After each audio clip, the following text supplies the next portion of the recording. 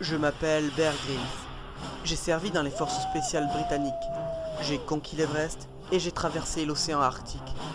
Me voici maintenant dans cette immensité sauvage des Pyrénées françaises, et plus précisément la région que l'on appelle le Pays Toy. Des millions de visiteurs viennent chaque année pour découvrir ces terres hostiles, et la plupart d'entre eux font appel aux secouristes pour en ressortir. La réputation de cet endroit est aussi implacable que sa météo. Ce défi va être l'un des défis les plus difficiles que j'ai à réaliser. Je vais devoir repousser mes limites au maximum. Au programme, je vais réaliser quelques accessoires de survie de base. Je vais manger l'inimaginable, pêcher et enfin affronter une des eaux les plus froides de la planète.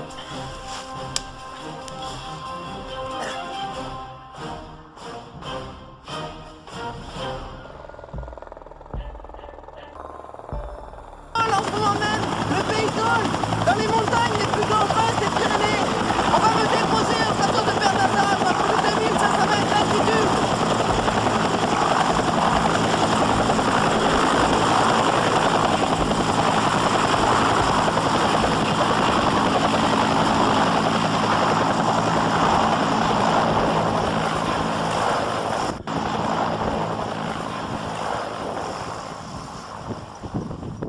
Je sais pas par où partir, mais le meilleur moyen pour rejoindre la civilisation est de descendre.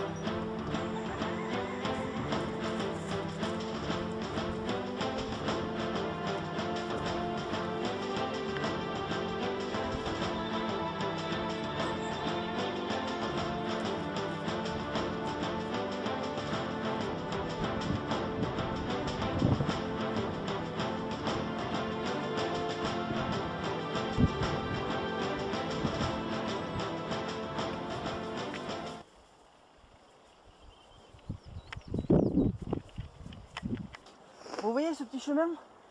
Ça, c'est typiquement un chemin très emprunté par les animaux. Vous voyez, il part par là, il remonte. On va le suivre en descendant.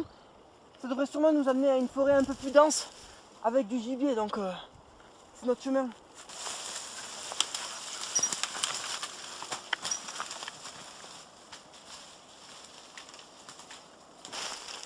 Voilà. Je vais essayer de trouver du noisetier pour faire une branche, pour faire une flèche d'arc, comme celui-là en face. Pour la fabrication d'un arc, le plus important n'est pas de trouver une branche droite. Il faut bien choisir l'essence que l'on va couper. Voilà. Il faut trouver un bois qui soit à la fois souple et rigide. Le chêne ou le noisetier sont des bois idéaux pour ça. J'aperçois en haut de noisetier un peu d'amadou, idéal pour commencer un feu. C'est un champignon parasite qui pousse sur du bois. Et il est utilisé depuis la préhistoire pour commencer les feux. Des archéologues ont même trouvé des restes d'Australopithèques et ils avaient sur eux un peu d'amadou.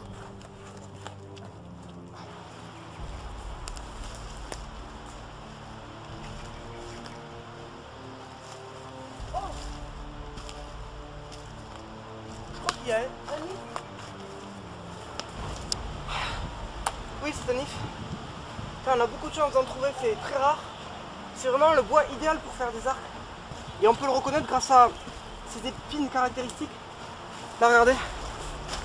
Elles sont plates et pas très longues. Et son écorce assez sombre. Ce qu'il faut savoir avec l'if, c'est que c'est un arbre toxique. On peut récupérer ses épines pour faire du poison. Et son écorce et ses fruits.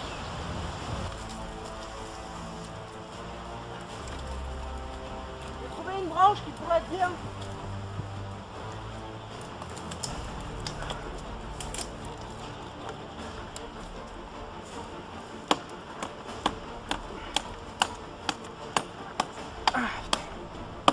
Ça m'embête un peu de couper un if. Enfin, c'est un arbre qui met longtemps à pousser, mais bon, en condition de survie, on peut se le permettre. En Europe, pour la fabrication des arcs, le bois le plus prisé car le plus performant fut l'if, surnommé le roi des bois d'arc. Sa croissance extrêmement lente font que les caractéristiques de ce matériau sont très proches de celles du composite. Et malheureusement, au Moyen-Âge, les Anglais s'en sont aperçus avant les Français, ce qui a entraîné d'importantes défaites.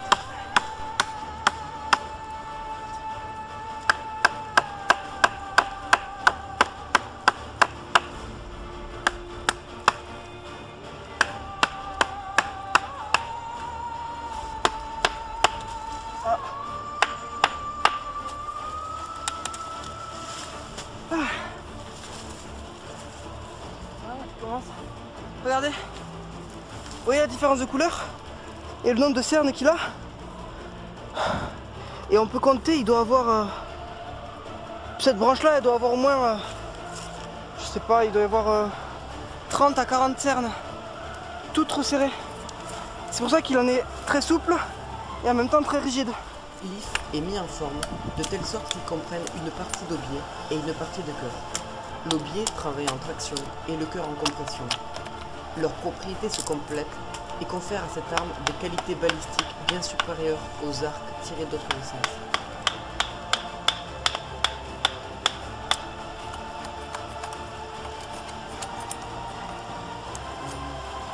Alors je vais désépaissir les flèches qu'on a coupées pour les rendre un peu plus légères et en plus comme ça je récupérerai que le bois du cœur qui est plus dur. Ce qui est important pour les flèches, c'est qu'elles soient bien droites. Celle-là, elle est vraiment bien.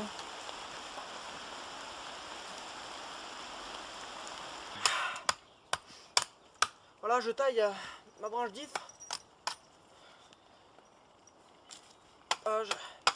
Pour essayer de la profiler pour faire un arc. Voilà, j'ai coupé une bonne longueur et je l'affine. Ça demande encore pas mal de travail, peut-être dans encore 20 minutes et ça serait bon. J'avais amené avec moi Voilà, une cordelette et une pointe de flèche dans d'arc. laquelle va se loger la Tout corde. cela pour me défendre dans éventuelles attaques d'ours. Voilà. Voilà, les flèches sont terminées. J'ai fait une fente de ce côté-là et j'avais amené avec moi des pointes en fer comme ça pour l'arc. Il suffit juste de les planter hop, dans les fentes là. Hop. Et là, tremper ça dans de la résine que je vais faire ce soir. Et je vais essayer de trouver des plumes pour faire des ailerons. Vous voyez, on va partir par là. En traversant ce bois, peut-être qu'on va rencontrer le gibier, donc on va pas faire de bruit. Et une fois arrivé au bout, parce que commence à faire nuit, on fera un camp pour la nuit en mettant des pièges. Voilà, alors ici, j'ai décidé de faire un piège. Vous pouvez voir, il y a des restes de nourriture faits par des petits animaux. Et c'est donc un passage très fréquemment utilisé. Et là, il y a un trou un terrier de je sais pas trop quoi. Je me suis répandu de la terre sur les mains pour pas qu'elles sentent ma présence. Et là, j'ai fait un piège à partir de cette branche de sol qui est tenue en flexion ici. Et c'est un piège à assommoir. Et normalement, si un animal passe ici et appuie, déclenche le piège, voilà. Je vais le laisser pour la nuit et on verra bien ce qu'il y a demain. Je le remets en place. Là. Déclencheur. Et voilà. Voilà. Je crois que je vais passer la nuit ici.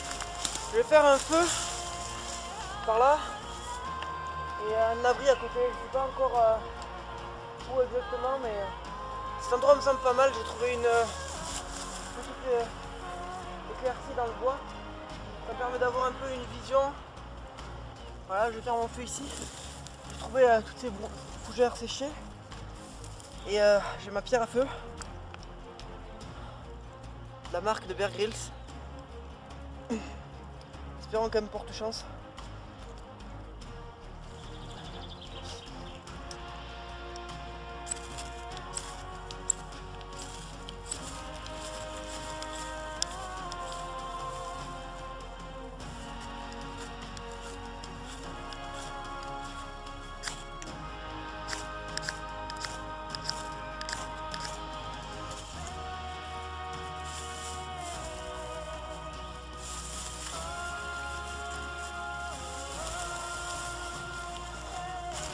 Ça y est.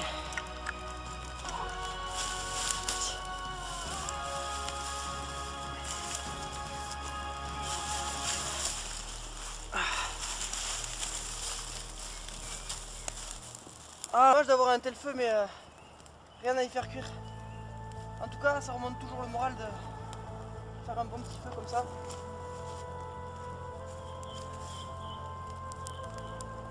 Voilà, alors j'ai prévu de faire une petite cabane ici, juste à côté du feu, pour pouvoir ne pas avoir trop froid pendant la nuit. En plus, ce feu, c'est un excellent moyen de révéler ma présence. Si un hélicoptère passe et qu'il voit ça, peut-être qu'il pourra s'arrêter. J'ai préparé des trépieds comme ça, qui vont servir à faire l'ossature de mon abri. Voilà, je les fends pour pouvoir mieux les enfoncer dans le sol. Voilà un.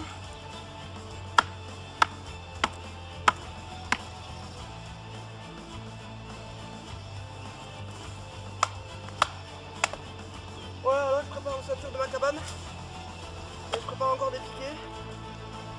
Le problème c'est que bientôt nuit. J'ai posé les pièges, on verra bien demain. Peut-être que j'aurai un petit déjeuner. En espérant, parce que là j'ai faim. Pratiquement rien mangé de la journée.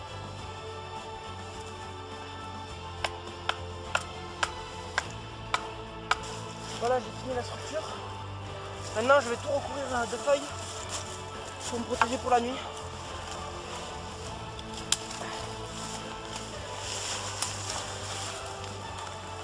J'ai rembourré le sol de feuilles pour m'isoler du froid.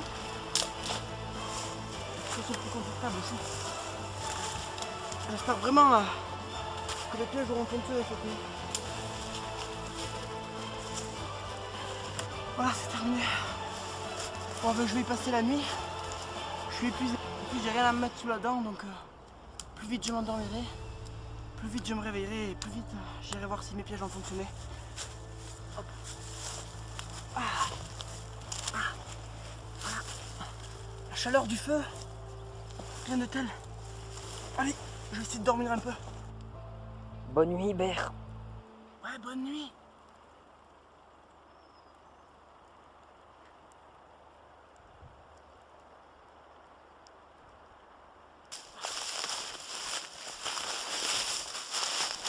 Ah ben voilà, c'est pas trop tôt. Je l'ai attendu depuis qu'il fasse jour. Bon, quelle heure il est 9h30. 9h36. Bon, en vous attendant, j'ai fait j'avais du carton sur la semelle de mes chaussures, une espèce de bout, et je l'ai fait pour les ailerons de la flash. J'ai pendu le bois pour les mettre.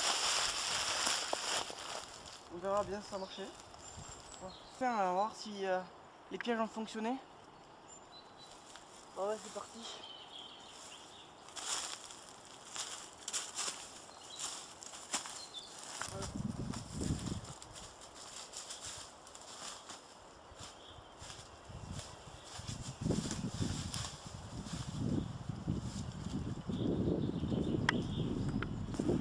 Oh, le piège s'est déclenché.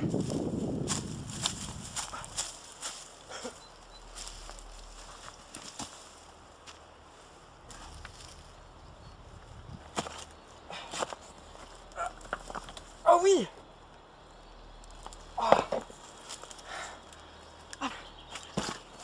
Ah ben voilà, ça va faire mon déjeuner. Une petite souris. Ah. Dans la prochaine partie, vous me verrez manger des choses abominables, pêcher, chasser et fabriquer un radeau.